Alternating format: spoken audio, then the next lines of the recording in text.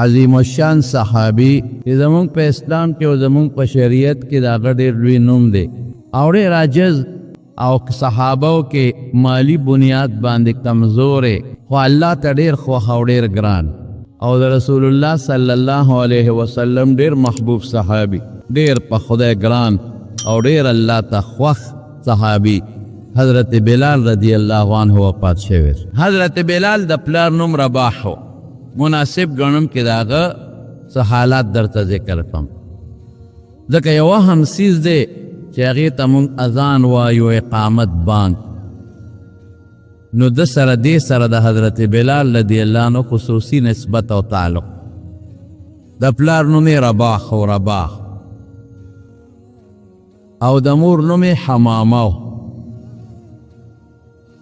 او اصل کې د حبشې نه راغلی و مور یې وینځه وه او دیم غلامو حبشې نه راغلی و په مکه مکرمه کې سره اوسېدل او د پیدام په مکه مکرمه کې او د رنګ نه تور و خړ او تاریخ لیکي چې ویښتیم ګلګوچي او اوږد قد او وجود یې نری لره او په مکه شریفه کې د عبدالله ابن جدعان د هغه غلامو هغه له به یې ګډې چیلې سره وځل نو کله چې رسول الله صلی الله علیه وسلم ته الله نبوت ورکړ نو د مکې نه بار بنا طرف ته حضرت ابوبکر صدیق او حضور پاک مبارک دواړه یو غار کې ناست حضرت ابوبکر ته دین خو قرآن یې ورته خو او ځان له ناستو څه خپلې مشورې به هم کولې د دین او د اسلام متعلق نو دې بلال هلته ګډې چیلې سرولو د عبدالله ابن جدعان نو حضور پاک ول آواز ورکوي یا غلام اے لکا هل فی شاتک لبنون ستا دې ګډه چیلې کې پیش ته چې مونږ له راکې نو هغه ورته وي چې زما ګډه چیلې خو ټولې اوچې دي یو چیلې کې یا په یو ګډه کې لږ غوندې پی دي چې ما ځان له ساتلي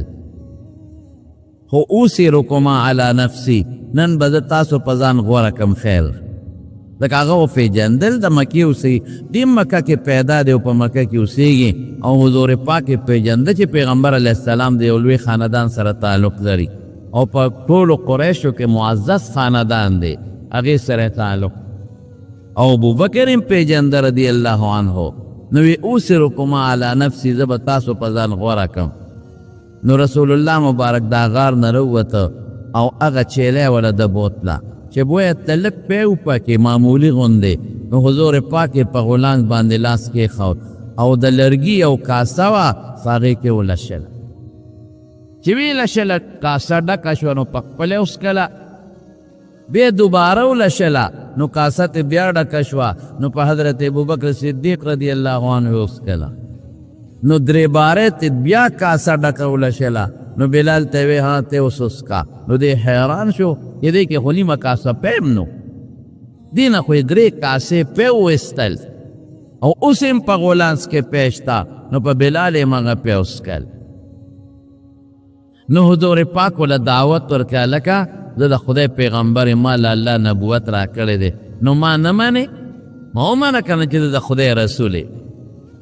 وی ته د خدای رسول یې خدای را لېږلی وی یو ستا مقصد څه دی وی زما مقصد د خدای پیغام بندګانو ته رسول دی او د ټولو نه غټ پیغام دا دی چې الله یو دی شریک ملی بس او چې ما ته الله کوم حکمونه بیانوي او سره لیږي هغه به خلکو ته ویم نو پکار دی چې د الله په هغه احکاماتو خلک عمل وکړي وی یاره معلومیږي دا ته رښتونه یې ځکه د ما د چیلې نه دونه پی دی وڅکل دا ولې وی دا د پیغمبر معجزه پیغمبر له خدای او طاقت ورکړي چې هغه د عقل نه اوچتي نو دا بلال خدای مسلمان که په هغه ځای حضور پاک ورته بلاله ګورې چاته غږ مه کوه د اصلاح او دلته راځه مونږ به روزانه دلته ناست یو نو تا ته چې ما ته الله کم شریعت او کم دین ښیي نو زه به تا ته لږ لږه ښه ښیم هغه به یې ډېره ښه ده او چاته غږ ځکه مه کوه چې لومبې وخت دی نو زه زما خو هم یو خاندان سره تعلق دی او د ابوبکر او ته خو پردې غلامې بیا به ښه ده دله تکلیف درکوي نو چې د کور ته ګډې چیلې بوتلې نو په ټولو ګډو چیلو کې خدای پاک برکت پیدا کړی ما هغه خپل چې کم موله و هغه ورته وی بلاله نن دې را ګډې چیلې کوم ځای سرولي دي داسې ده لکه چې ښه ګیا دي مونتي ځکه نن دې ګډې چیلې ټولې سربې راغلې دي او د یوه چې کومه لنګه و هغې کې نن پیم ډېر دي بیا هم دقه ځای ګډې چیلې سره واله دا دې ډېر ښه ځای موندلی دی نو د سار له بیا هلته ګډې چیلی بوتلی نو بیا به یې هلته سرولی او په رسول الله مبارک او په حضرت ابوبکر صدیق به یې پیس کل او په خپله به یې مسکل څو ورځې پرله پسې به هلته ته او خپل مالکان ته خوشحاله چې دا شکر دی زمونږ د بلال د غلام خو ډېر ښه ځای موندلی دی او څاروي ښه څاربه راولي او چې کومه لنګره د غلام نه ډکم وي نو ورته خوشحاله لیکن د حضرت بلال په زړه کې رو د الله د وحدانیت او د یووالي سوچ پیدا مخکې نه پیدا شو ایمان سره په هغه مینه محبت رو زیاتیږي او چې څومره د مکې کافرانو د بوتانو عبادت کو د هغې نه نفرت پیدا کېږي نو یو ځل د بیت الله خوا کې تاوېده داسې وکتل څوک نو په یو بوت یې لاړې وتوکلې خداوی خدایان هغې به ورته سجدې کول عبادت پکاو د پې لاړې توکړې مردارو توف په تاسو باندې چې ستاسو د ملا خلک عبادت کوي تاسو خلکو د ګمراهۍ ذریعه ده په خپلو لاسو هم خلک تراشي او جوړی او بیا د نه بچي او زامن غواړي او بیا د نه مال او دولت غواړي او سجدې درته کوي نو چا ولیده د چې لاړې په بوتانو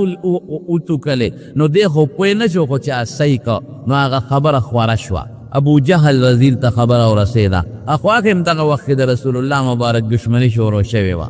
نو هغه راغې د د مالک له عبدالله ابن جدعان له ورته یې ویې دا د کله نه دی دا خپل خدایان لات او منات پرېښي دي وی ما پرېښي دي وی او وی دا څه وی اوس به سلو خان د لات او د منات د دې خپلو خدایانو په نوم خیرات ما پرېښي دي وی او پرېښي دي وی بوره دا خبرې مه کوه عمر ابن هشام د ابو جهل نومو دا خبرې مه کوه زما په زړه کې خو د لات او د منات او د عزا ډېر بې قدر دی اوس به سلو خان راولم او خیرات به کم وینا هغه حبشي غلام دی هغه دې مسلمان کړی دی هغه دې د پیغمبر هغې به ورته بېدینه وی صحابي به یې ورته وی ادې صحابي کړی دی او د محمد ملګری کړی دی صلی الله علیه وسلم معلومیږي دا چې تیم پټ ملګری خو ته غږ نه کوې او غلام دې ستا غلام به ستا نه بغیر ته پلار نیکه دین سنګ پرېږدي او زمونږ په خدایانو دې غلام دې حبشي لاړې توکلې دي وی ښه وی زه به ورسره نن پوه شمه نو بلال یې بوته وی دا دې ولې کړي رښتیا لوایا بس دا هغه زړه کې د الله مینه ننوتې وه دا هغه زړه کې د الله محبت ننوتې وی بلکل مې کړي دي ولې وی دا خدایان نه دي دا د کاڼې مورتې دي دا خو بوتان دي رب زما یو د شریک نه لري هغه رب کې زما او ستاسو د ټولو خالق او مالک او د دې بوتانو د دې کائناتو خالق او مالک او زمونږ ژوند او زمونږ مرګ د چا په لاس کې دی حقه زما رب دی او هو احد هغه یو دی یکتا دی هغه شریک نه لري نه ذات کې شریک شته کې دوه خدایان دي او نه د الله په شان کارونه څوک کولی شي بچي خو خدای ورکوي عزت خو الله ورکوي بادشاهي خو د هغه په لاس کې ده او د خدای چې کوم صفات دی هغه هم د بل چا نشته د خدای په شان علم او دا د بوتانو متانو د بل چا نشته وی ښه بس راګیرې کو وی وو غریب دقه ځای نه په دواله او ټکول شروع شو او داسې واله او ټکول شروع شو په دې غریب باندې چې صاحب تاریخ ګورې نو حیران بشي د سترګو نه به دې د اوښکو په دې وینې بیږي امیه راغې او بویې ته ته وی مال یې راکه دې به زه سم کم تې نشي بهمولی وی هذا ستا شو هغه به بوت او څه چل به یې ورسره وکړه په شګو به یې سملو په ګرمو شګو او د مکې شګې زمرونو تاسو نه دي لیدې ما لیدلې دي چې په دې غرمه 1201 بجه کې سپلی تم د مکې شګې را دننه شوې نو په خپه به دله پولی جوړې او چې د مکې په روډ باندې او په ځمکه باندې د په دې ګرم وخت کې پکې ښوده نو خپه به دله تڼاکه کي دومره سخته ګرمي ده د مکې انتهایی ګرم وطن دی او ګرم علاقه ده نو دې غریب به یې بوت او په شګو به یې سملو او په سینه به یې وله تیږې کېښودې او ماشومانو د مشغولا شی ته خود جوړ شو لوبې به یې کولې لکه څنګه چې واړه په ګوډا او په ګوډیګۍ باندې لوبې کوي او ماشومان چې یو شی جوړوي او بیا ماتوي را ماتوي او خندا به پورې کوي دقه رنګې ماشومانو به بوته چا به وله مری کې غریب له پړې واچو راښکه به یې ځان پسې د مکې په کوڅو کې او چا به چوکې راواغېشتې او دی به یې ووس غلو به او چا به تیږې راواغېستې او په سینه به یې ورته کېښودې او قسم دی حضرت بلال وی یو وخت کې ظالمانو دا ظلم هم وکړه چې غوه یې حلال کړې وي یا غوا نو د هغې سرمنې خوره کړه او زه یې پکې بند کړم او هغه سرمنې را ماین د پاسه وګنډله او داسې ظلم هم ظالمانو ما سره کړی دی چې د اوسپنې زغره و زغره د اوسپنو د کړو کمیسي د جنگ کې خلک استعمالی چې په توره پیسر را نشي نو هغه زغره به په نور ګرمه کړه چې ښه به ګرمه شو نو زما وجود ته به یې راواچوه نو زه به یې تناکې کړم دومره ظلم دی ظالمانو ما سره کو او ما ته به یې وی چې د خدای ظالمه دا احد دې پرېږده او د لات زمونږ د خدایانو نوم واخله زو زاړه کې کوم خدایانو لات او منات او عزا وی ما به ابو جهل ته وی چې ای عمرو ابن هشام زما دې د الله په ذات قسمي چې زما په خوله او زما په زړه کې د لات او د منات او د عزا نوم نه راځي زما په زړه کې د الله نوم پروت دی او زما په زړه د الله نوم راځي زما وروڼو په کم لوښي کې چې کم شی پروت دی نو هغه ته سسیږي دا قانون دی د غوړو د لوښي نه به غوړي ساسي او د شاتو د لوښي نه به شات ساسي او د اوبو د لوښي نه چې ته شات نه دي بهدلی د غوړو د لوښي نه چې ته شات نه دي بهدلی کلو اناء ترشحو چې کم لوښي کې کم شی دی هغه به ته ساسیږي او که د ګندګۍ او د غلو لوښي وي نو غل به ته ساسیږي نو د بلال زړه ته د ایمان شات او د ایمان غوړي ورننوتي نو د ژبې نه مو مقه شی راوځي دا زمونږ بعضې خلک چې ګډې وډې وی د دوی زړه کې ګند پروت دی هسې ځان ته وایي مسلمان کې زه مسلمان یم وایه په خولې زړه کې د ګند پروت دی د خولې نه به د ګند راوځي د نه ګورې په معده کې چې د پودینه پرته او تا ګرمیو کې د پودینې بوی به راوځي او که په معده کې د کوکاکولا یا پیپسي یا سیونه پروت دی او ګرمی دی که د هغې بوی به راوځي او که غوښه دی د ګډ خوړلي او اګر دې مې وکړو نو هغه بوی به نه راوځي او که پیاز او اوږه دې خوړلي اګرمې دې وکړه د پیاز او د اوږې ګرمې به راوځي دا قانون نو چې دننه کم شی پروت دی په خولې به هغه راو دا چې څوک لګیا دي د خولې نه د اسلام خلاف خبرې راوځي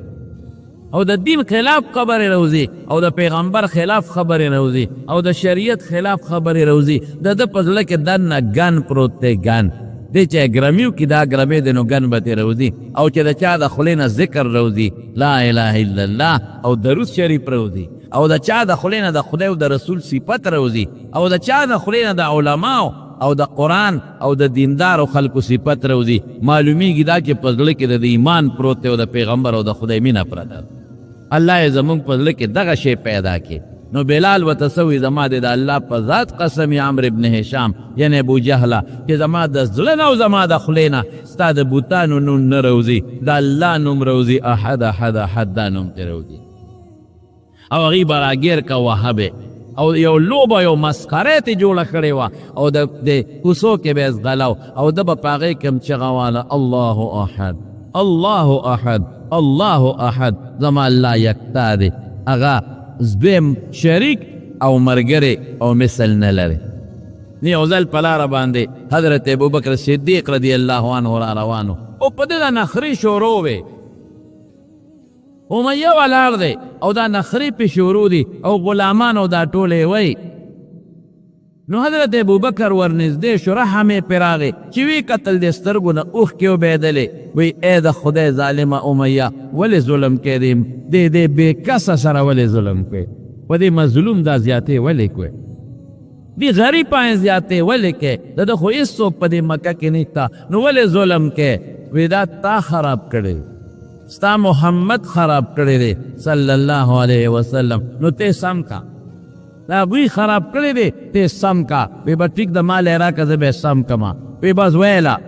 په ده څه کې دی خو دا کار روزګار هم نه دی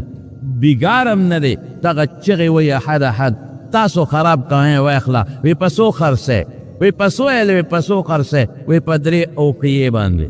سرو زرو سلویخ درهم یو اوقیه وی راکا پیسې والا ورکړلې او غلام ته واغشتو نو او تسوی امیہ وی که په یو اوقیه دی غشتنو می درکاو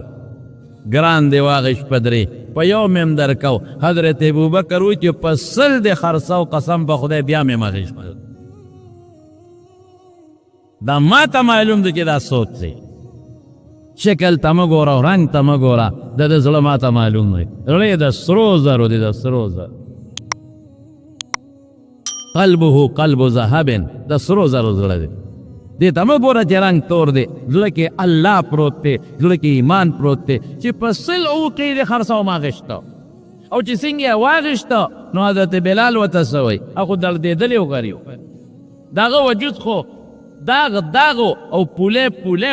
او ورته څه او د چا په مینه کې د الله په مینه کې وی ابوبکر چاله دی غشتې ما ځان لري غشتیم که الله لري غشتیم که ځان لري غشتیم نو ما ته کار خایه چې دله کوم ګړې را باندې سره چیلې را باندې سره بیاړي را باندې کې چې څه کې ما ته وایي چې دله وکم او که الله لري غشتیم نو ابوبکر ما و خدای سره پرېږده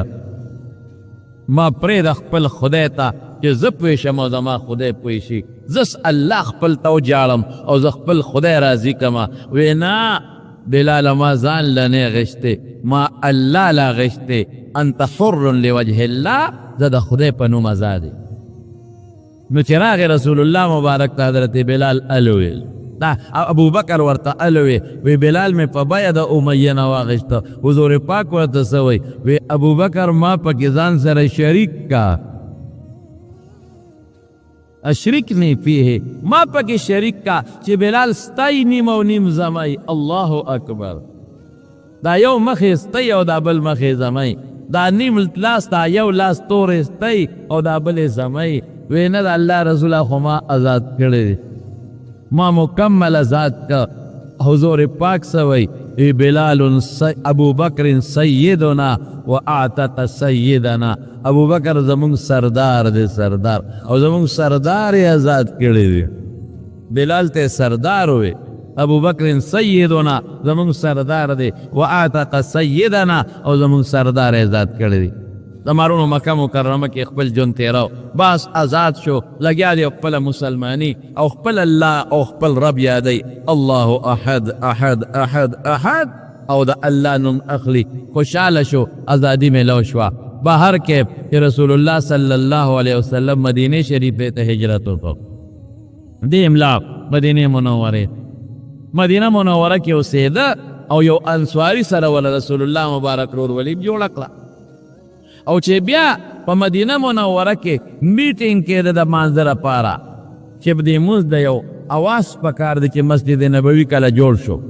دې نه مخکې اذان نه ویل کېده نو میټینګ وشو نو حضور پاک ماسخوتن صحابه راغونډ کړل یاره دې مانځه له خلک راغواړو دې سره څه وکړو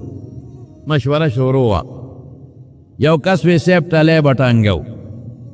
د مانځه په وخت کې وی نه دا خبره مې خوښه نه ده ټلی خو د عیسایانو نښه ده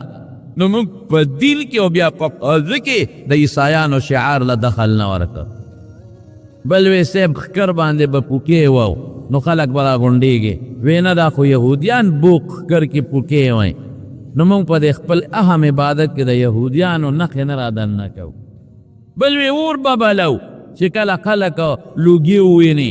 نو راغونډېږي به یاره وی اور خو له خو مجوسیان تعظیم ورکوي نو د اهم عبادت کې د مجوسیانو نښه هم نه رادننه کوو نو فیصله په دې شوه چې حضور پاک مبارک وی بس اواز به کوو چې الصلاة جامعتون خدای مو بخه وخت د منزل او منزل راځي د اواز به کوو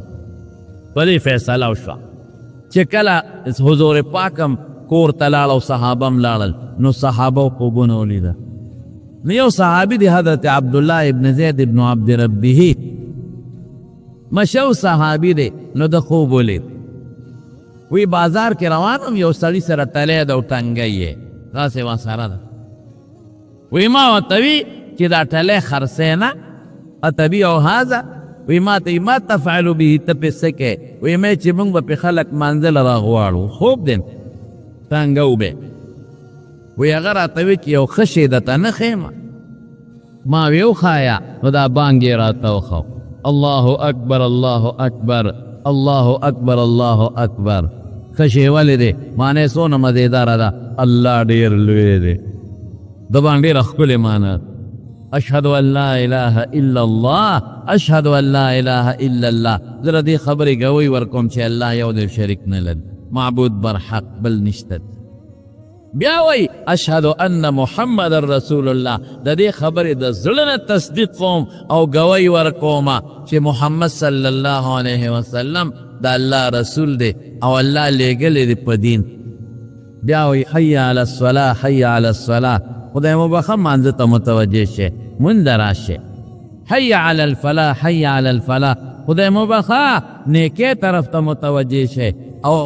کامیابۍ ته متوجه شئ او کامیابۍ له راشه بیا وی الله اکبر الله اکبر الله ډېر لوی دی الله ډېر لوی دی لا اله الا الله او بل معبود بر حق نشته سوا د الله نه الله یو دی وی چې دا بانګ یې راته وښو نو بیا هغه سړي ما ته وی چې ودرېږه یو بل شی هم درته ښیم نو اقامت یې راته وښو وی چې مخکې دا بانګ وایه چې خلک رابلي او چې خلک جومات ته راشي او بیا امام ودرېږي نو بیا د اقامت ته دا صحابي وی چې کله راویښ شومه نو ما وی که دا خو مې ډېر ښکلی خوب ولید نو نیغ راغی په منډه رسول الله صلی الله علیه وسلم وی دا الله رسوله ما خو داسې خوب ولید نو حضور پاک پہ انہا لرؤیا حق انشاءاللہ کہ دا خدای خوخی دا رشتون خوب دے نو خوب زمون طالبان وی دا شرعی دلیل نی دا پیغمبر اغا دلیل نی و رسول اللہ مبارک تصدیق ہوکو دا پیغمبر تصدیق دلیل نی نو بورا خوب چالی دلیو عبداللہ ابن زید ابن عبد ربیہی اغا خوب لی دے لیکن قسمت باندې دا چالی کلیو اللہ اکبر دا حضرت بلال وی عبداللہ ابن زید دا سیو کا چې بلال قیواز کے وراشه وی قم مع بلال دا سر ادریگا فالقی علیه ما رأیتا تا چې کم خوب لیدی غد توایا فلیونادی به دی با بانگ وی چغا با پیدی وی فإنه اندا صوتا منکا دا آواستان اوچت تے او خشتخ کل آوازے دے نو چې کم خوب هغه صحابی لیدلی او عبدالله ابن زید ابن عبد ربه ما هغه به یو جمله بلال ته او بلال ډیر په خشته آواز لومبه بانګ و د حضور پاک په امت کې د بانګ مخکې امتونو کې نو لومبه بانګ چې کله د الله د طرف نه مقرر شو مسجد نبوي جوړ شو نو لومبه بانګ چا وې حضرت بلال رضی الله تعالی عنہ आवाज یې خشته نو چې بانګ وې نو حضرت عمر شادر ځان پسې راښکو په منډه جومات ته را روان دی وی د الله رسول قسم دی دغسې خوب ما هم لیدلی دی دا چې څنګ دوم وی څوارلسو صحابو په دغه شپه دا یو شان خوب لیدلی حضرت بلال نو لیدلی نورو صحابو لیدلی او بانګې فدو وی دې کې لویه فایده ده چې دا اذان ده تقدیر او دا قسمت د بلال په نوم که ده لیدلی نو بیا خو به خلکو وی لکه دو لیده نو ځکه یې بانګ ووی که نه نه دي لیدلی نورو خلکو لیده لیکن الله د ده په قسمت لیکلی وه چې د رسول الله مبارک په مخکې به بانګ دی وی نو د حضور پاک صحابي دی او مستقل به د پیغمبر علیه السلام سره بانګونه وي او داسې خشته آواز به له خدای ورکړی و دومره خوبصورت آواز او دومره لوړ آواز ولا خدای ورکړو چې کله به رسول الله مبارک په دې محراب کې ناستو یا به محراب کو خیر هغه وخت کې نو داسې عام صفونه او ناس به او د به بانګ وي نو رسول الله مبارک به ورته مسکي کېده او خوند او تاریخ لیکلي زمارونو ځانه درته نه وایم چې بانګ به وي هغه زمانه کې دا د مخ پرده نه وه د ښځو د لاسونو د لیچو او لاندې د پښو پرده نه وه نو چې بانګ به وي نو زنانه به راتلې او د بلال د بانګ خماشه به یې کوله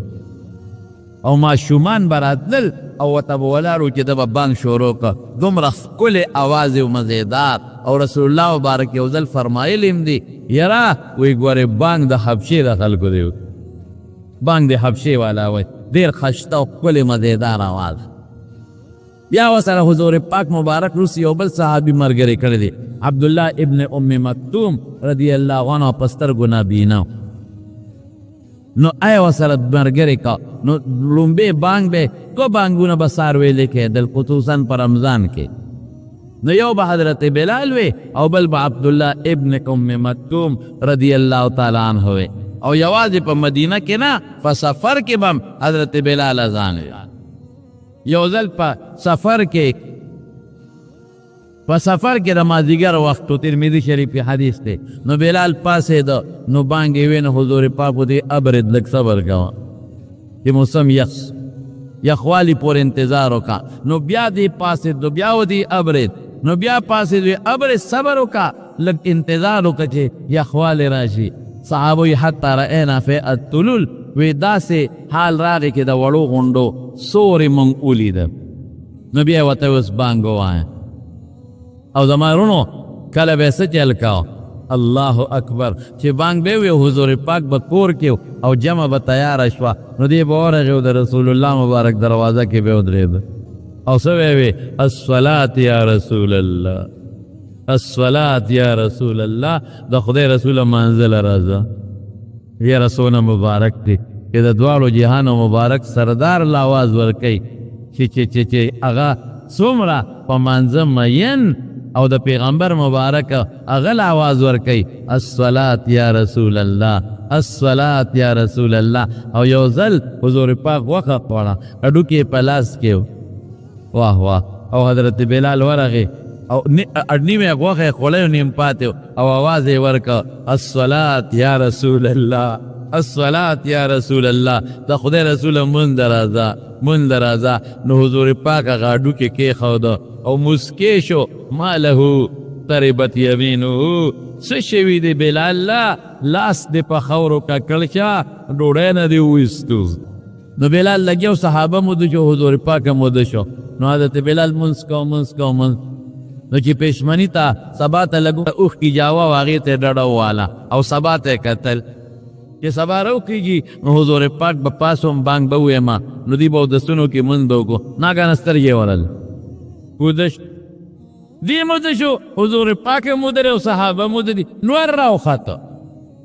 زړه به د حضور پاک بیدار و سترګې خودي دي نور خو په سترګو ښکاري پړه خو نه ښکاري چې نور راوخت رسول الله مبارک نور تودونه شو فوراً بلال ته یا بلال اینما قلتا بلال تا چې ویس زه به پاسومه څه شو هغه خبره دی نور راوخته مونځ رانه لال قضا شو حضرت بلال ورته زه وایي وی د الله رسول کم ذات چې تاله خوب راوستی او مال یم راوزده کم خدای چې تو زده کړې نو خیر مرته کړه دې کې د الله حکمت دی بعضې کار قصدن الله کوي څه چې خلکو ته دا چل وښیي که څوک اوده پاتې شو نو خفه کېږه او ځان له به خپل اسباب برابری ځان ته په ټیم ګړی ودروه یا ځان ته دا څه شی دی موبایل کې دا ټنګ ودروه ښځې بچو ته ووایه چې ما پاڅوه په انسان دی که ټول اوده پاتې کړو او نور خطو نه پس را پاسې دی نو له مه خوره من نام عن الصلاة ونسیها فلیصلیها اذا ذکرها او استيقظ چې کله ورته راموز را یاد شو اوده شوی او یا ته یېرو چې کله ورته را یاد شي او کله را بیدار شو نو وقت مکروه نه پس بل نور روایتو کې وقت مکروه کې منځ کول منع دي په نور روایتو کې شته نو دا یو حدیث د بل دپاره استثنا راځي نو چې وقت مکروه دی ختم شي نو خیر دی خپل منځ دی دا الله صحابو ته امت یو طریقه ښودله نو پاسېده نو رسول الله مبارکو فرمایل وی دلته شیطان دی ښه په دې علاقه کې ځای چې ځو له دې ځای نه نو بل ځای ته لاړل نو هلته کې بیا اودسونه وکړل او حضور پاک منځ وکړو صحابه هم ورسره منځ وکړو ګوره د پیغمبر هر وخت لګیا دی خادم او د رسول الله صلی الله علیه وسلم نه جدا کېږي نه او ورسره روان دی او جهادونه هم کوي زبردست غزوه بدر کې شریک دی باقاعده حالانکه د غریب اسم نشته ډانګ دی ورسره د کجورې توره هم ورسره نشته او شلیدلو جامو کې یو پرتوک په ځای به یو څادر لنګ کړی او باقي بس نو جنگ بدر کې هغه امیه نو هغه خبیث د هغه واقع به راته چېرته بل دی بل وخت ویم انشاءالله العزیز چې په مکه کې به په ده نخرې کولې نو هغه امیه ولیده نو بارې چغه کړې ودرېده لا نجوت ان نجا امیه ای خلکه ګورې که دا امیه هغه دی او که نن بچ شو که نه بس مرمه غړه مې چوي نن خو دې خدای ګیر کړی خو که دې نن بچ شو که نه زه خو به ما نخرې کړي دي ظالم بس مرم پښتانه وایي که نه غړه به مې وچو بس مړه به شم نو چا ورته وی کم دی وی هغه دی نو صحابه ورپسې شو نو چې صحابه ورپسې شو په د امیه را لاندې که نو ده سره زوی و زوی هغه سره په اوښ باندې شاته سورو نو چې چا په سر راشي که نه نو بیا زوی نه پیژني صحابه ورپسې دي نو ده دا چل وکړ چې خپې یې راوچته کړه زوی ته یې غلمه کړه او لاندې وغورځاو مطلب یې دا و چې زما اوښ لږ سپک شي چې وتښتي منډه تیزه کړي او بل دا صحابه به مې په زوی شي نو ده به ترې بچ شمه صحابه یې زوی و هغه یې وله مردار کړه ده پسې شو نو عبدالرحمن ابن عوف رضی الله عنه سره تعلق و هغه ته وی عبدالرحمن بچ مې کا وی د اوښ نه ټوپ کا د اوښ نه ټوپ کړه نو عبدالرحمن ابن عوف پې ځان ورواچ صحابه وی میدان جنگ کې تا من نشي ورکولی پاسېږه ته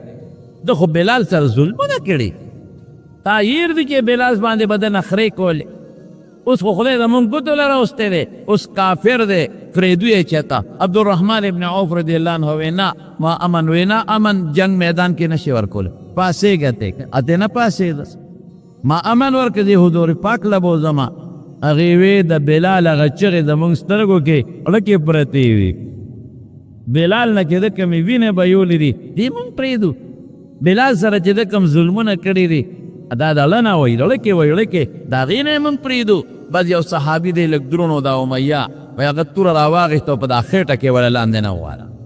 وی د الله رسول زما خو داسې عمل نشته خو یو کار کومه چې زه کله اودس وکړم نو 2 رکعته نفل کوم تحیت الوضو ورته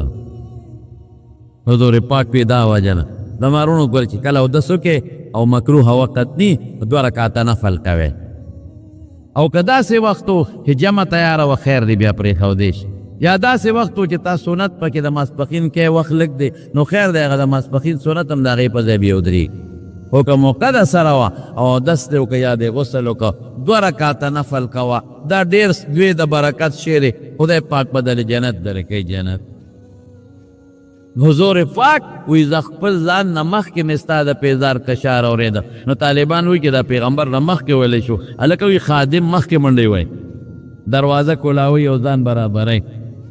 یوه شوه دویم یو ځل ورته حضور پاک خندل وی بلاله وی ما په جنت کې ستا ښځه لیدې ده خوشطبي به یې ورسره کوله وی جنت کې یو وله وه ډېره ښایسته و یو جینۍ وه خوره او هغې به د هغې ولې نه او په مخ اوبه اچولې نو چې اوبه یې واچولې نو هغه اوبه به لکه د ملغلرو تې لاندې پرېوتې دی نو ما د جبریل نه تپوس وکړه دا څوک ته وی خپله تې تپوس وکړه نو هلته کې خو دا رشته دي دنیا کې دا ښځو سره خبرې خو د جنت حالات دي نو یې ما تې تپوس وکړه ته څوک یې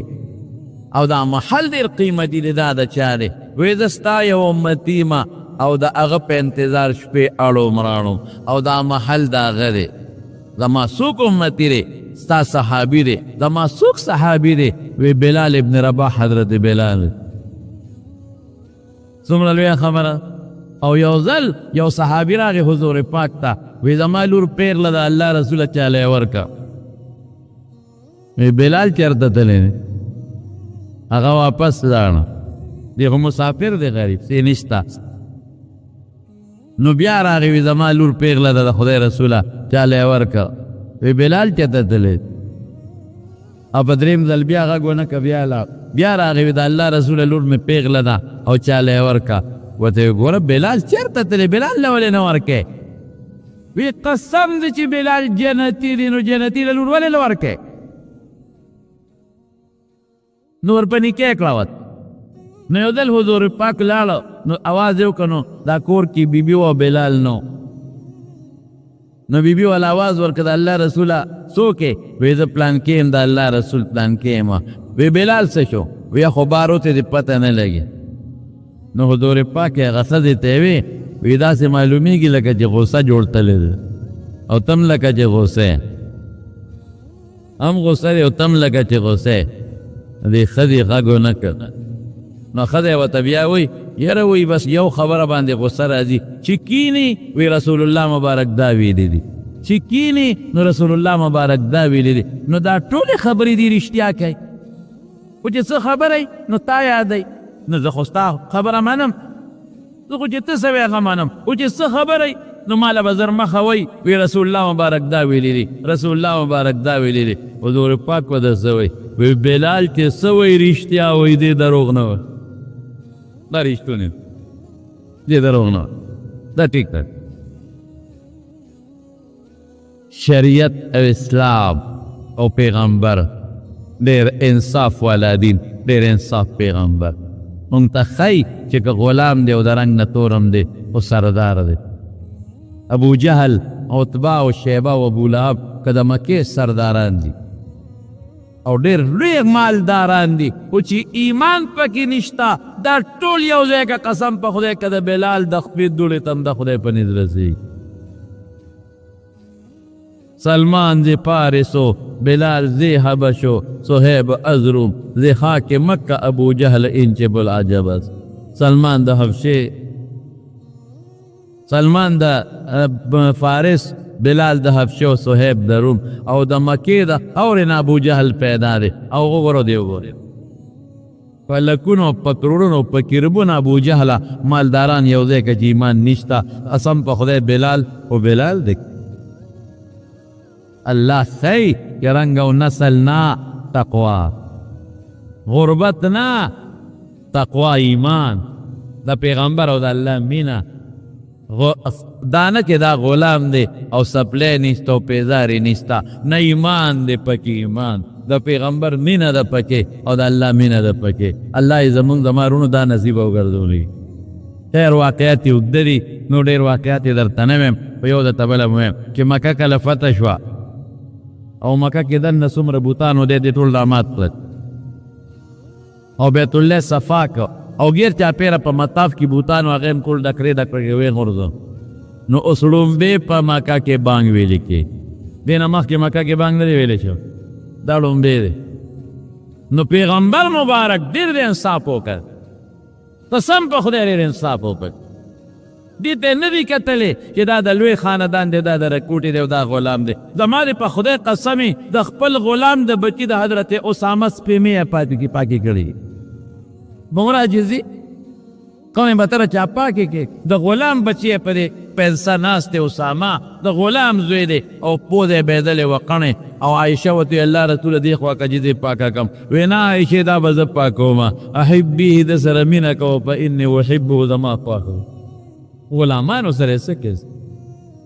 او غلامان به ازادول دا خود مخ کې رواج را روان او پیغمبر مبارک وی آزاد به شابه آزاد کې دا خدای بندگان دي آزاد کې چا چې غلام آزاد کو دا غان دامونه آزاد کستان دامونه به خدای دا اور نه آزاد قسم کې آزاد به زهار یو قسم شه دی هغه کې آزاد به قتل خطا و غیره مطلب یې چې دا داسې کوئی رسم ختمول نشو ځکه د ارچا غلامانو جنجال جوړېدو نو د لارې وته اختیار مینا کوي وی چې څه خورې غلام لورکا چې سا غوندې نو غلام لورکا په غلامانو کم رحم او کم انصاف په ماشومانو کم کړی دی او زنانو سره متعلق سره هم ویلې دی مل سم کولې د انصاف دین او پیغمبر مبارک د میر شخصیت دا عاجزه نمونه قسم په خدای تیر سبم ته پریږدي. نو بلال ته आवाज کې نو دی راوسته وی بلال لومبه بانګ بتوي په مکه کې ماشاءالله او کم دے باوے نو دا بیت اللہ سر تیو خیجوئی بانگ پہ ہوا ہے. نو بلال نا کیا بیاتا پوسا کوئی استاد ہن تے تیرے دلا یہ روی ماوی چینا دا لنبی باندی دا بچتا حضرت ابو بکر باندے ہوئے یا کی دی سے حضور پاکی پخپلے ہوئے یا چاہتا ببل صحابی ہوئے لیکن انصاب تو گورا پا بلالے ہوئے اڑے مات نشی او دا بیت اللہ سر تیو خیجو لنبی بانگ پا بیت اللہ کے کہ مکفت شو حضرت بلال ویل. لیکن جکر رسول اللہ مبارک وفات شنو بس حضرت ابو بکر لراغی و تکینستا وی ابو بکر ما تا اجازت راکا ز جہاد دغم ما دا رسول اللہ مبارک نوری دلی دی کہ دا کافر و سر جہاد نا بہترین عمل بل نشتا ما لی اجازت راکا. ابو بکر وی بلال علمی ولی چوے یو خو مې وچوت چې رسول الله مبارک لاله. حضرت عمر ته ویا وی عمر ما ته اجازت راکړه جهاد لاله. وی ما د حضور پاک نه اورېدلي دي چې د الله په لار کې د کافرو مقابله کې جنګېدل دې نه بهتر عمل نشته. وی عمره یو خوا مې په رسول الله پتلو ملا ماته شوه، بل خوا د ابوبکر په مرګ مې ملا ماته شوه، نو ته م رانه ځې چې ته بانګ وې په ما ته د حضور پاک زمانه را یادېږي. ابوبکر ته م وی رضی الله عنه ته عمر تم وی ابوبکر عمر قسم دې که بانګ خوند راکوي، ماله بانګ خوند نه راکوي. زه چې به بانګ به مې وې نو په یو سترګه به قبلې ته کتل، په بله سترګه به مې د رسول الله مبارک هغه خشته او نیازبین او چمکدار مخ ته کتل. ماله بانګ خوند نه راکوي. بهر کې په اجازت یې ترې واخیسته او شام ته له دمشق ته له. او بیا یو عجیبه ده، شام چې کله فتح شو بیت المقدس دا هم وره نو حضرت عمر وی بلال دې علاقه کې دی رهولی، و یا خو جنگ کې شریک دی، جهاد کې شریک دی د کافرو، وی رهولی نو بیت المقدس ته ودرو. وی شا به هغسې بانګ ووایه چې رسول الله مبارک ته به دې بانګ وی. نو بیت المقدس کې لومبې بانګ دو وی، او چې هلته بانګ ووی نو حضرت عمر او صحابه ورته جاړي. وی نن ډېره موده پس موږ ته د رسول الله مبارک د زمانې یاد تازه کړو. او بس ته که نه بلاله بس مدینې ته راځه. وی نه مدینې ته نه ځه، مدینه ډېره خوږه ده، د مدینې خاوره ډېره خوشبویه ده.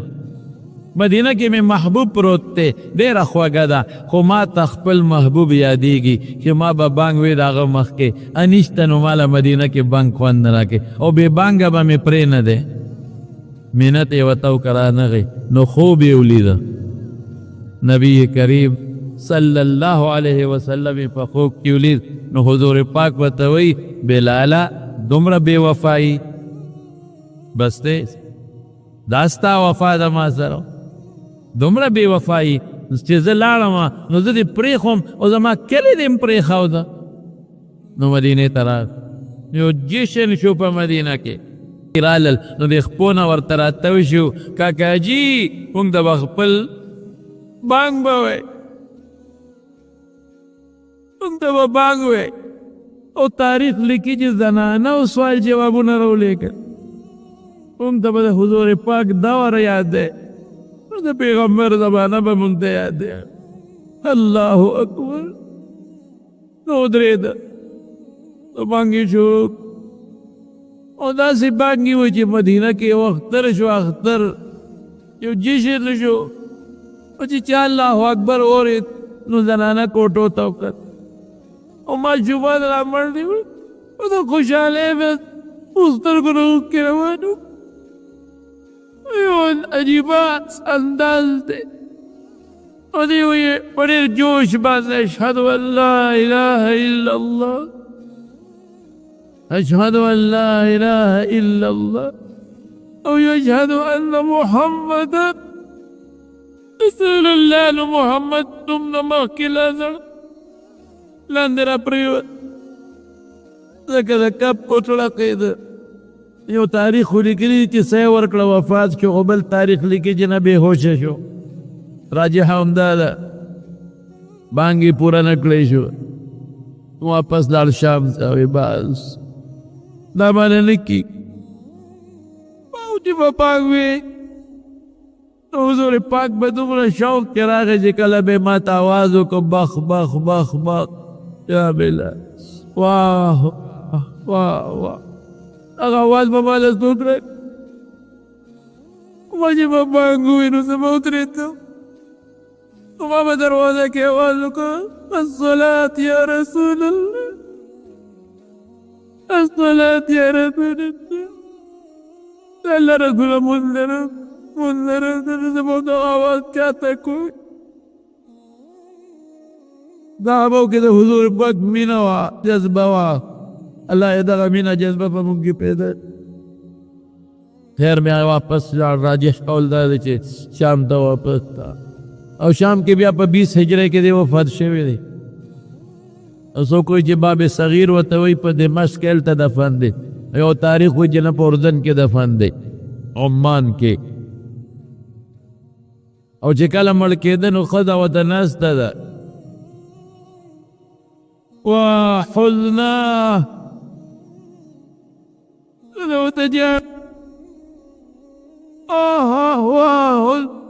غمونو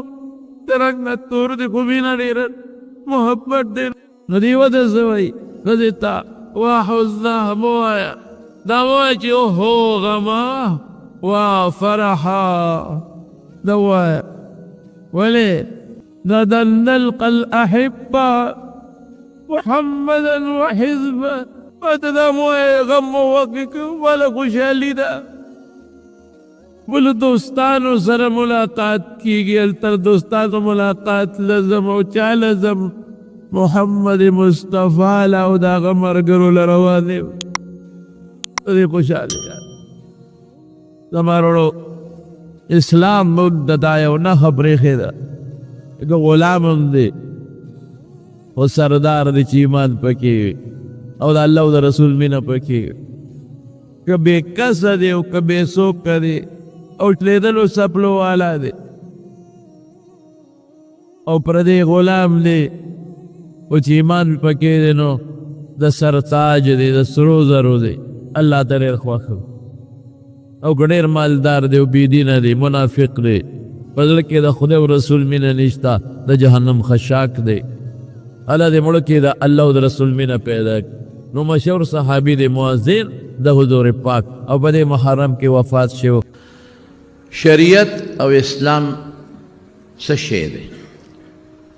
مونږ ورته شریعت وایو لکه خبره په شریعت کوو مونږ ورته اسلام وایو لکه مونږ مسلمانان یو او الله فرمایي رضیت لکم الاسلام دینا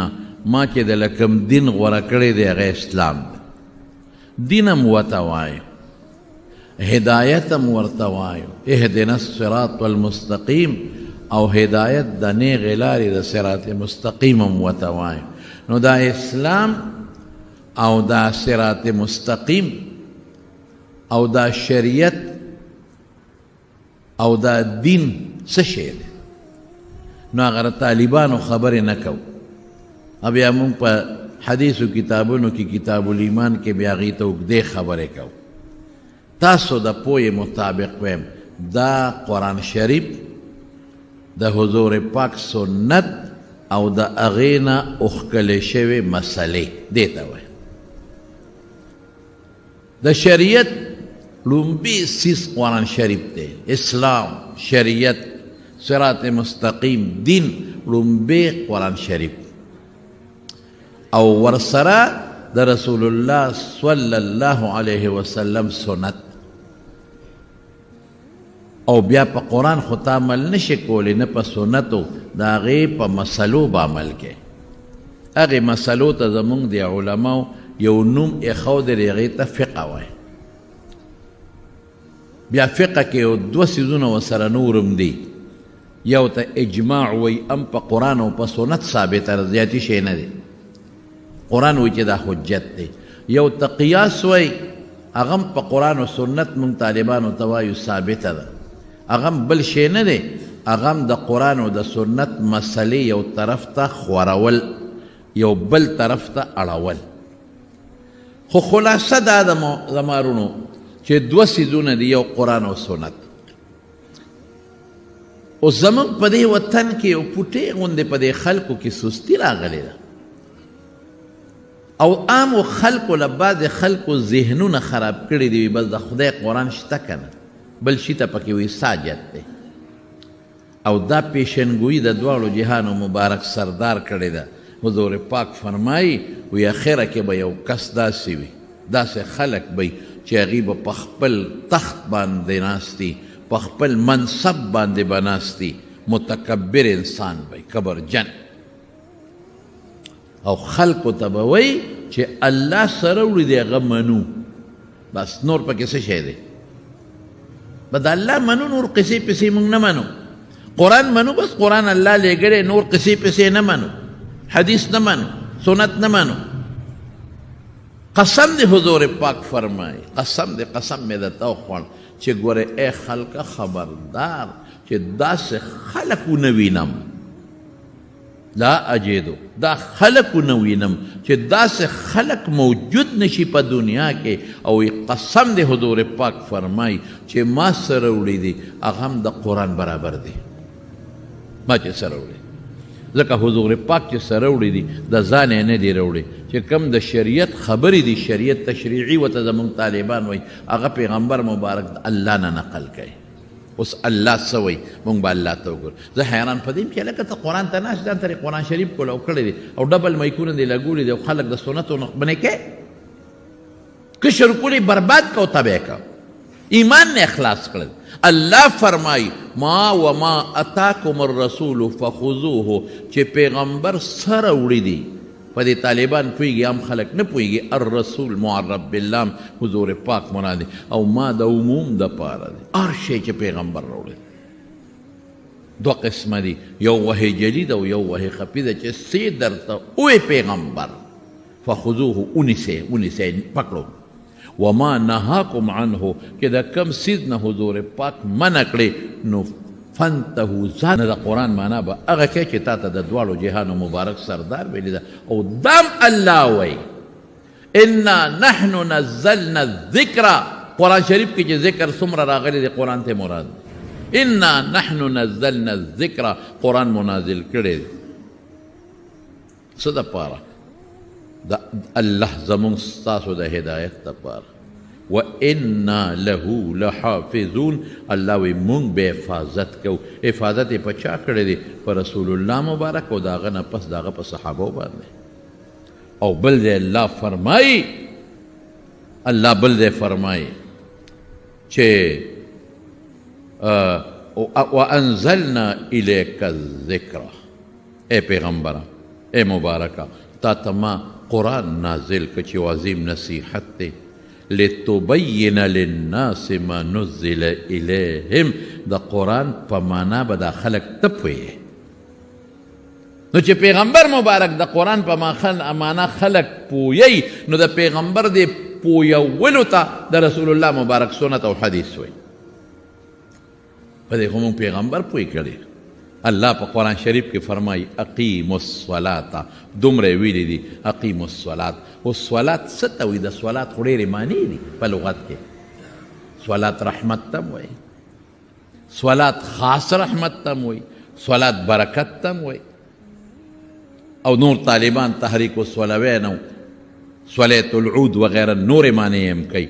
دا پنځه منځونه چې راغلي دي په قرآن شریف کې یو منځ کې بیا 2 رکاته دي چا کې 4 رکاته چا کې 3 رکاته دي او بیا په یو رکات کې رکوع ده 2 سجدې دي او دا ډک رکات او دا تش پښتانه وي کتاب هم وي او دا قید اول او دا اخره ده او دا به پکې تحیات وي او دا به پکې رستو درود شریف وي او دعا به کې راشه ماته په قرآن کې وښایه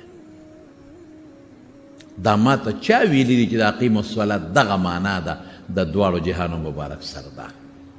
تشریح خو ماته حضور پاک کړی سبا به ته مونځ نه انکار کوې چې مونځ هم په قرآن کې نشته سبا به دې نه انکار کوې چې د اثار 2 رکات هم نشته د ماسپښین 4 هم نشته ولې په قرآن کې د دې ذکر نشته قرآن د شارح شرح کوونکی څوک دی د دواړو جهانو مبارک سردار ته چې د سکول کتاب وې ته په خپله ولې نه ګورې هلته استاذ لګیا دی د هغې تشریح درته هغه کوي د استاذ تشریح منې ډاکټر د ډاکټرۍ د کتاب تشریح درته کوي د هغه خبرې منې ولې چې ته پې هغه پوه کړې په کتاب د ډاکټر پوهیږي د انجینرۍ په کتاب د انجینیر پوهیږي د معیشت په کتاب د معیشت ماهر پوهیږي نو هغې خبرې منې ولې یاره جي ما پوه کوي په دې کتاب نو په قرآن چا پوه کړې حضور پاک نو د حضور پاک خبرې نه منې قمقله یو لوی فتنه روانه زمانو د انکار حدیث لار د خلق د حدیثونو انکار کوي په الله قسم جمعات کې ناست یم د دواړو جهانو سردار فرمایي چې زما د سنت او حدیث نه چا مې انکار وکړه د ایمان نه خلاص کافر جمعات کې په دې منبر دته ناست دی د پوهېږي راشه یو عالم سره کښېن غټې غټې مدرسې شته لکه که ستا له کې څه شکي ستا په له کې څه شبهی هلکه چې ستا د صحت متعلق او د دارو متعلق څه خبرې نو چا نه ځان پوهی وایه ډاکټر نه میک ته نه خیږي چې هغه ډاکټر دا خبره کړې غلطه ده ولې زما اړه دا وایي هغه انجینیر دا خبره کړې ده ډېره غلطه یې کړې ده ولې زما اړه دا وایي خلک به در پورې خاندي چې خوار شي هغه 15 کاله سبق ویلی په کالج کې تا څه ویلي دي صرف د اردو کتاب دی وکته نو هغه سره مقابلې کې لاړ شه هغه ډاکټر سره کښېنه چې دې پوه کړي هغه انجینیر سره کښېنه چې دې پوه کړي دغه زمیندار چې دا زمینداري کې بالکل غلطه کوي دا غلطه طریقه ده نو خلک به در پورې خاندي چې ړه پکې د هغو شو ماشوم پکې غل ویش ته وایې غلطه طریقه کوي ته خو زمیندار نه هسې به دې کتاب متاب کتلي په لاره به تللي او شنه بوټي به دې کتلي او یوې به دې کتلي لږ ورشه یو پوټی په پوله تیر شوی زمیندار سره کښېنه نو به دې پوه کړي ځان به دې پوه کړي دقه رنګې علماو 8 کاله او 9 کاله 10 کاله په مدرسو کې سبق ویلی دی او بیا ښوولې دی طالبانو ته او تا صرف د اردو 2-3 کتاب وکتل او یا دې صرف دوره وکړه د څه نه خبر نه شوې صرف معمولي او خلک ګمراه کې ظالمه د کافرانو الیکار ګرځي د اغیارو الیکار ګرځي په فیسبوک او په نټ پیسې ګټي آی هی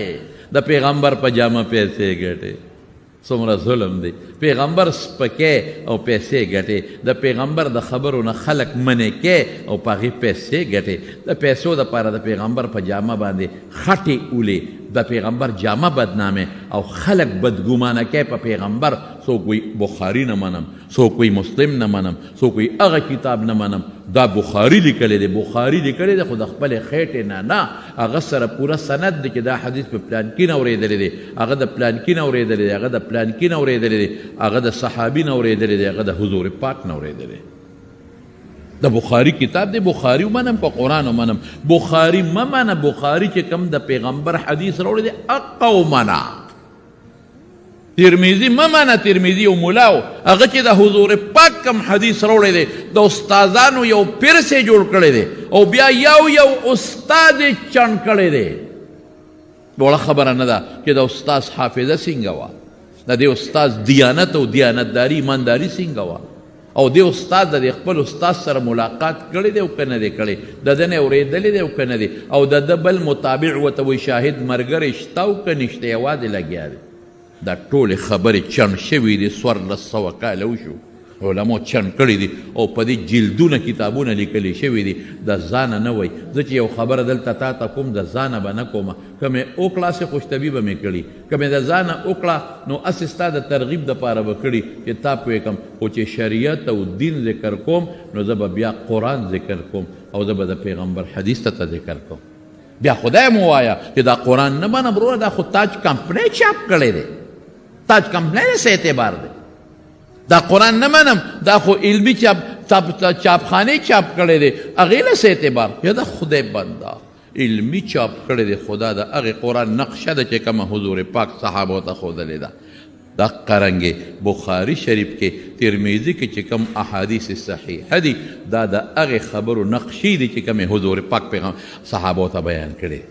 دا همغه خبرې نو الله قرآن شریف کې فرمایي ړمو دردو کې څوک ړمو دردو کې وما اتاکم الرسول نن هر سړی ختلی دی فیسبوک ته او په فیسبوک پیسې ګټي او د پیغمبر په ناموس پیسې ګټي ظالمه پیسې ګټي په څه ګټي ماله په یوټیوب او په فیسبوک پیسې راشي پیسې پیغمبر بدنامې پیسې ګټي د پیغمبر حدیث بدنامې پیسې ګټي د پیغمبر جامه خړی نو پیسې ګټي یا د خدای ظالمه په بل څو ګټه په دې دنیا کې تا ته را سودونه په نظر نه راځي چې خلکو ته دا ور مخکې کړي چې دا سودونه مه کوئ دا نه پیغمبر یې نه تا ته په دې دنیا کې دا بربنډه لکان او جینکۍ چې ګډ ورګرځي دا ته په نظر درته نه راځي دا په دوکانونو کې چې دا خلک دوکې شاکې کوي او غلط څیزونه خرڅوي دا نه ته دا راته نه ښکاري دا چې سراسر کمې ګمراهۍ کېږي او ګناهونه کېږي او ټوله دنیا ورته ګوري دا درته په سترګو نه ښکاري په دې پیسې نشي ګټلی چې خلکو ته دا برایۍ ور مخکې کړي نو پیغمبر پسې لګېدلی هغه پیغمبر چې ما ستا دپاره هغه څونه خواري کړی هغه پیغمبر چې دې نه وي موږ به نن د کفر په تیاره کې او په ګمراهۍ کې پراته هغه پیغمبر چې د دې امت دپاره هغه په شا لرې غورځېدلی دی پیروانونه پرې غورځېدلي دي هغه پیغمبر چې د دې امت او د دې دین دپاره طایف سفر کې وګوره وینې ترې توی شوي دي هغه مبارک پیغمبر چې د دې دین دپاره هغه خپل وطن پرېښی دی غاښ مبارک یې مات شوی دی هغه پیغمبر چې په سجده باندې پروت دی او جاړي او بیبي ورته وایي ولې جاړې وایي امت له سوال کوم چې الله زما امت معاف کړي هغه ستا خیرخوا پیغمبر تا ته رور ویلی دي څه مونږ ته څه ویلی دي رونه یو ځل یې وفرمایل ارمان که ما خپل رونه ولیدلې وددت لو انی رأیت اخوانی دا مې ارمان دی که خپل رونه مې ولیدلې صحابه ورته وایي اولس مونږ ستا رونه نه یو د الله رسوله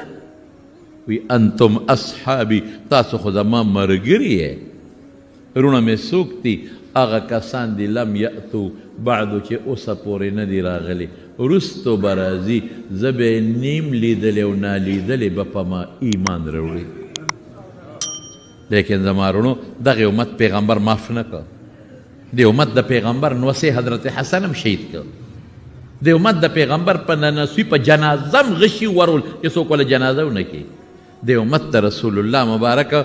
هغه نیازبین بچی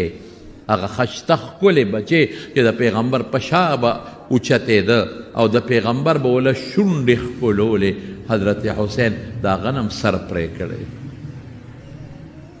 د امت د پیغمبر نوسې نه دی معاف کړی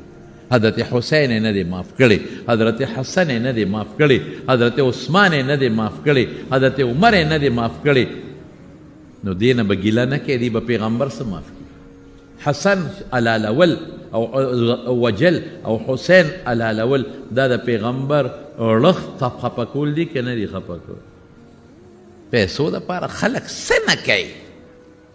نو الله فرمایي نن درته صرف د رسول الله مبارک د سنت یو دوه خبرې کوم ما اتاکم الرسول فخذوه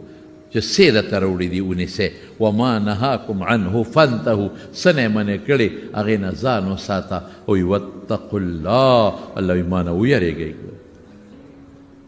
قل ان کنتم تحبون الله که الله سره د مینې دعوه لرئ او مینه کوئ نو فتبعوه نه دی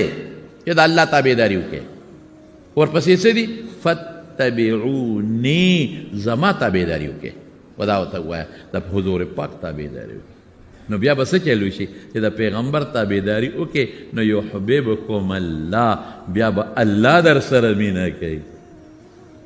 الله به در سره مینه کوي رب العالمین او ویغفر لکم ذنوبکم ګناه هم درته بخي والله غفور رحیم الله غفور دی او مهربانه دی